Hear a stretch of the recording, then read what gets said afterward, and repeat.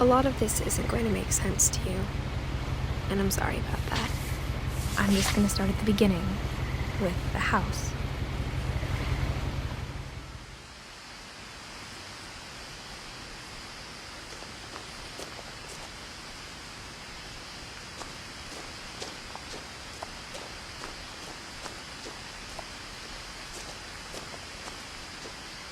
I lived here until I was 11, but I wasn't allowed inside half the rooms.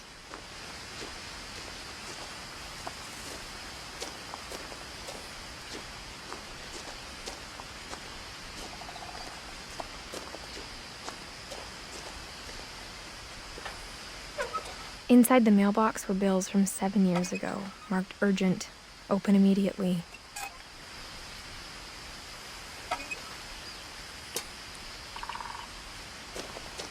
I hadn't been back since my brother Lewis's funeral.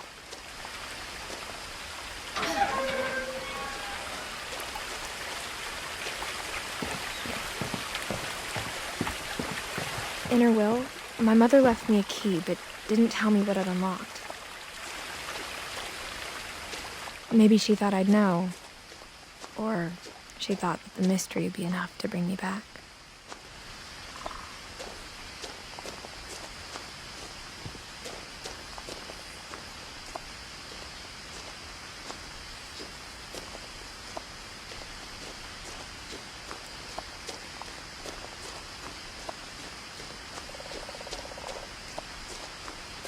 No one had driven this way in a long time, but I saw a few hoof prints.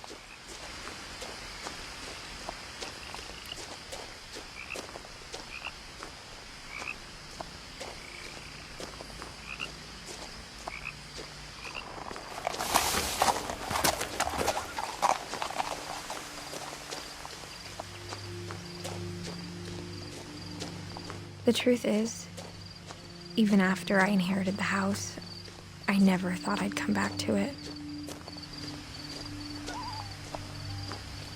But now I had questions about my family that only the house knew the answers to.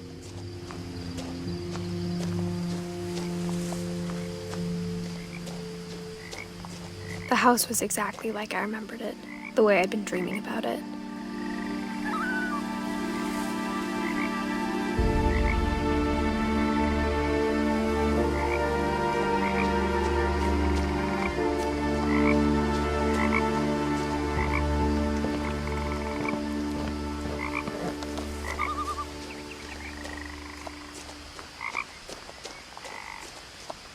As a child, the house made me uncomfortable in a way I couldn't put into words.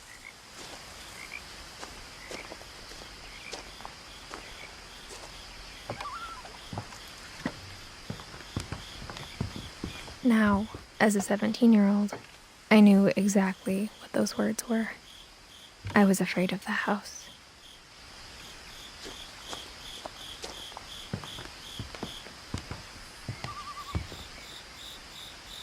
I hoped the key might unlock the front door. It didn't.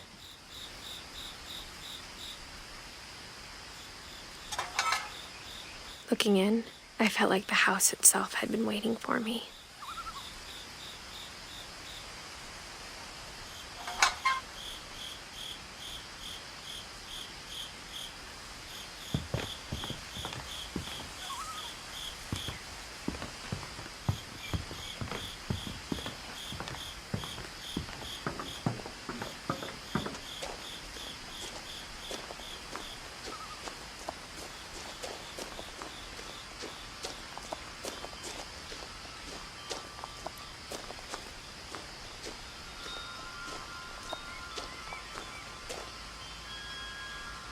The house felt like it had always been here.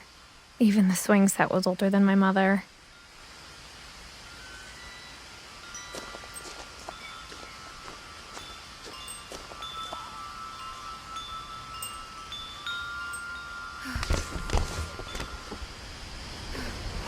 Crawling through the doggy door used to be a lot easier when I was 11. The power had been turned off the night we left.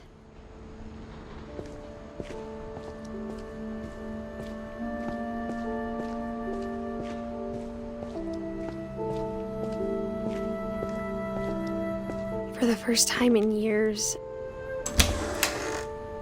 I felt like I was home.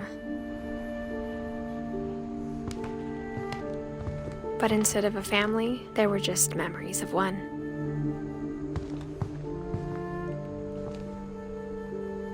Like how after Louis started working at the cannery, we all got sick of eating salmon, except our cat, Molly.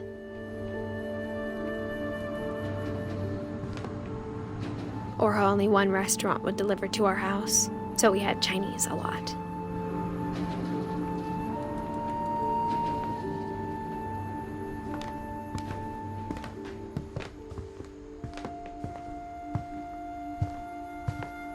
The table was still a wreck from the night we left. It was like a bomb had gone off, killing everyone but sparing the furniture.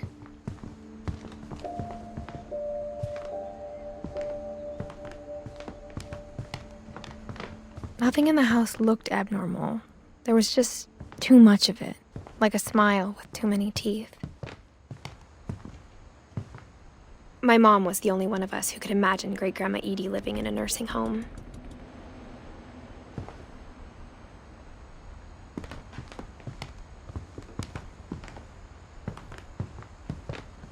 Even the fireplace had a story. Edie told me the bricks came from the original house, after it sank.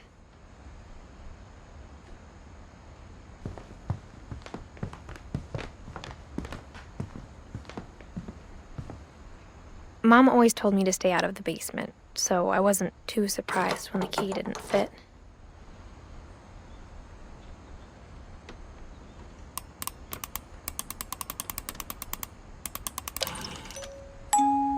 Great-Grandpa Sven built a music box for Barbara, along with the rest of the house.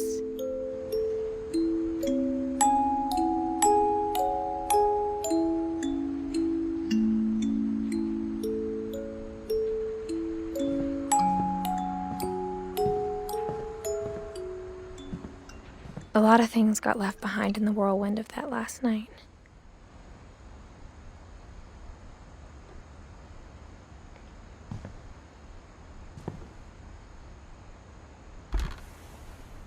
Edie told me once that every Finch who ever lived is buried somewhere in the library.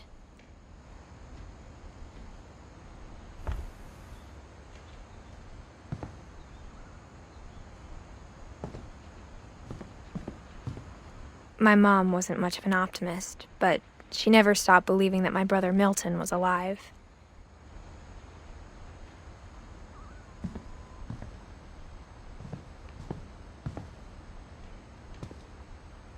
After Milton disappeared, Mom sealed up all the bedrooms.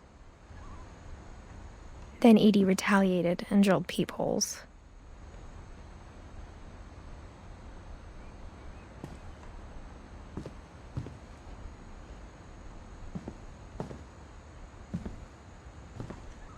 I spent a lot of time playing in Great Uncle Walter's room.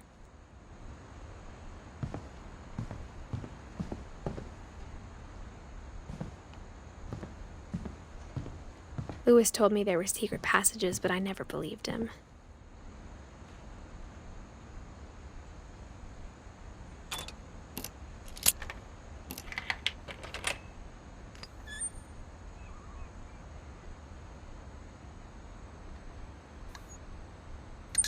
Turns out, my mom was really good at keeping secrets.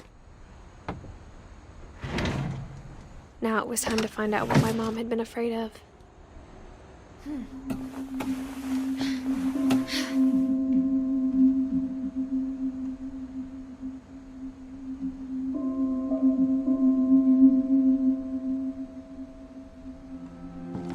Reading this, maybe it sounds like I had a plan.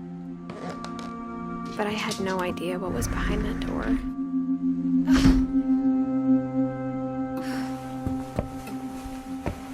Just like I had no idea where all this was gonna lead.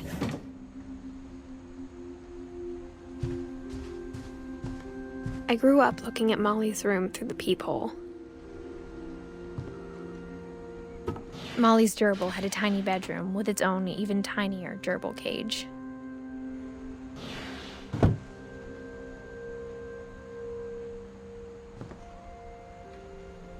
Being inside for the first time, I felt like I'd stepped behind a painting.